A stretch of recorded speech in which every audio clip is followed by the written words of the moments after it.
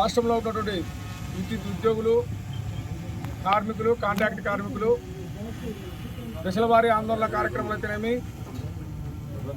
మిగతా ధర్నాలు, ర్యాలీలు కార్యక్రమంలో భాగస్వాములై మాకున్న సమస్యలు ఏదైతే 16+13 డిమాండ్లు పెట్టామో ఆ 29 డిమాండ్ల మీద ఉద్యమం చేయడం జరిగింది.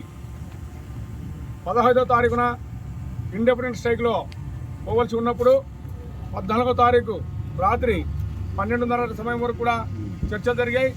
ఆ సందర్భంలో గౌరవ ప్రధానమంత్రి గారు మన రాష్ట్రానికి వస్తున్నారనేటువంటి విషయాన్ని ఎనర్జీ సెక్రటరీ గారు 2 రోజులు పోస్ట్పోన్మెంట్ అడిగితే పోస్ట్పోన్మెంట్ అయినటువంటి విషయం కూడా తమకు తెలుసు. అయితే ఈరోజు మధ్యాహ్నం 3 గంటల నుండి సుమారుగా ఇప్పుడు 3 అయింది. 12 గంటల సుదీర్ఘంగా చర్చల జరిగినవి. అయితే ఏదైతే మేము డిమాండ్లు పెట్టామో ఆ డిమాండ్లలో కొన్ని మాత్రం పరిష్కారం అయ్యాయి, కొన్ని పరిష్కారం కాలేదు. ఆశించినంత ఫలితాలు అయితే రాలేదు. కాంట్రాక్ట్ కార్మికుల ఇష్యూ మీద మేము చాలా ఆశలు పెట్టుకున్నాం. కాంట్రాక్ట్ కార్మికులు కూడా ఉద్యమం చాలా తీవ్ర రూపంగా చేశారు. కాంట్రాక్ట్ కార్మికులకు న్యాయం జరుగుతుందనేటువంటి ఆశ మాలో కూడా ఉండింది. అదే మాదిరిగా కాంట్రాక్ట్ కార్మికులు కూడా ఆశించారు. ఏదైతే విలీన ప్రక్రియ కానీ, డైరెక్ట్ రిక్రూట్మెంట్ పని కానీ, సమాన పని సమాన వేతనం కానీ, ఈ 3 డిమాండ్లు ప్రధానంగా తీసుకొని ముందుకు వెళ్ళడం జరిగింది. కానీ జరుగుతున్నటువంటి పరిస్థితులు, పరిణామాలు అన్నీ కూడా గవర్నమెంట్ అప్కాస్ అనేటువంటిది ఒకటి తీసుకొచ్చింది. దాని మీద గ్రూప్ ఆఫ్ మినిస్టర్స్ నియమించడం జరిగింది.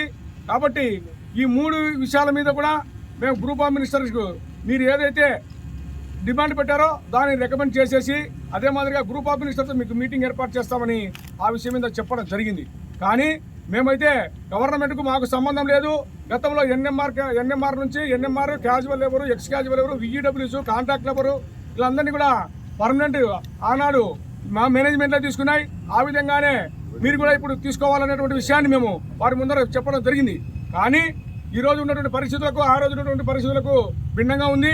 ఆ రోజు ఏపీఎస్సీపీగా ఉన్నప్పుడు జరిగిన నిర్ణయాలకు ఈరోజు డిస్కామ్స్, ట్రాన్స్కోకి ఇడిపోయినటువంటి తర్వాత జరిగిన పరిణామాలకు చాలా వ్యత్యాసం ఉంది. ఖచ్చితంగా గవర్నమెంట్ అప్రూవల్, గవర్నమెంట్ పర్మిషన్ లేకుండా నేను చేయలేను. ఖచ్చితంగా నాకు కొంత సమయం ఇవ్వండి. ఇస్తే ఖచ్చితంగా నేను గౌరవ ముఖ్యమంత్రి వర్యులతో మాట్లాడి దీని సమస్యను పరిష్కరించే దిశగా ప్రయత్నం చేస్తాను అనేటువంటి విషయాన్ని గౌరవ ఎనర్జీ సెక్రటరీ గారు తెలియజేయడం జరిగింది. ఆ విధంగా రాతపూర్వకంగా ఇవ్వడం జరిగింది. అదే మాదిరిగా కొన్ని అంశాలు ఏదైతే మాకు పిఆర్సీ అరియర్స్ కాంట్రాక్ట్ కార్మికులకు ఇవ్వవలసి ఉందో అది సుమారుగా 2 సంవత్సరముల నుండి ఇవ్వలేదు. ఆ అరియర్స్ విషయం వచ్చినప్పటికల్లా 100% అరియర్స్ ఇస్తామని చెప్పి అంగీకరించడం జరిగింది. అదే మాదిరిగా గతంలో 10 సంవత్సరాలు పనిచేసేటువంటి వారికి ఒక ఇంక్రిమెంట్ ఇచ్చేవాళ్ళు, సర్వీస్ ఇన్సెంటివ్ ఇంక్రిమెంట్ అనేది, దానిని ఇప్పుడు 2 ఇంక్రిమెంట్లు ఇచ్చేటట్టుగా ఒప్పుదల జరిగింది. అదే మాదిరిగా ఏదైతే మెడికల్ డిజబిలిటీ ఏదైనా డిపార్ట్మెంటల్ యాక్సిడెంట్ జరిగి హాస్పిటల్లో కానీ రెస్ట్ కానీ తీసుకుంటే 3 నెలల వరకు అంటే 90 రోజుల వరకు మెడికల్ డిజబిలిటీ ఇస్తామని కాంట్రాక్ట్ కార్మికులకు అంగీకరించడం జరిగింది. అదే మాదిరిగా ఏదైనా హెల్త్ ఇన్సూరెన్స్ కావాలా, పాలసీ కావాలని అడిగినప్పుడు దానికో సూత్రప్రాయంగా అంగీకరించి జేఏసీతో చర్చించి ఏ విధంగా తీసుకోవాలనేటువంటి రెగ్యులర్ ఉద్యోగులకు ఏదైతే ఇన్సూరెన్స్లు ఇస్తున్నామో దాని దగ్గరగా ఉండేటట్లుగా ప్రయత్నం చేస్తాము. మీతో మాట్లాడి చర్చించి నిర్ణయం తీసుకుంటాం అనేటువంటి విషయాన్ని కూడా తెలియజెప్పడం జరిగింది. అదే మాదిరిగా జరగబోయే రిక్రూట్మెంట్లో జేఎల్ఎంలకు ఇంతకుముందు ఐటీఐ ప్లస్ 10th 2 తీసుకునేవారు. అట్లా లేకోకుండా ఐటీఐ మార్కులు మాత్రమే ఇవ్వాలని అడిగితే దానికి కూడా అంగీకరించింది. ఇలా కొన్ని అంశముల మీద అంగీకరించారు. కొన్ని అంశముల మీద మాత్రం ఓన్లీ డైరెక్ట్ పేమెంట్, విలీన ప్రక్రియ అనేది ఆగిపోయింది.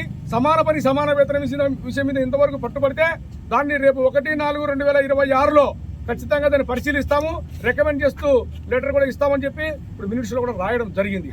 అదే మాదిరిగా రిటైర్మెంట్ సందర్భంలో 60 ఏళ్ళు అయిపోయిన తర్వాత వాళ్ళు ఇంటికి వెళ్ళేటప్పుడు వారికి ఎలాంటి బెనిఫిట్ ఇవ్వడం లేదన్నటువంటి విషయాన్ని చెప్తే సహానుభూతితో పరిష్కరిస్తామని వారు చెప్పడం జరిగింది. లేదు ఆశా వర్కర్లకు హెల్త్ డిపార్ట్మెంట్లో ఇస్తున్నారు, ఆ విధంగా మాకు కూడా ఇవ్వాలని చెప్తే ఖచ్చితంగా ఇస్తామని చెప్పి కమిట్మెంట్ అయినారు.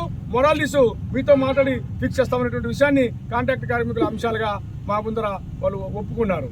అదే మాదిరిగా రెగ్యులర్ ఉద్యోగులకు సంబంధించి కారుణ్య నియామకాలు ఏదైతే 2021 నుంచి ఇస్తా ఉన్నారో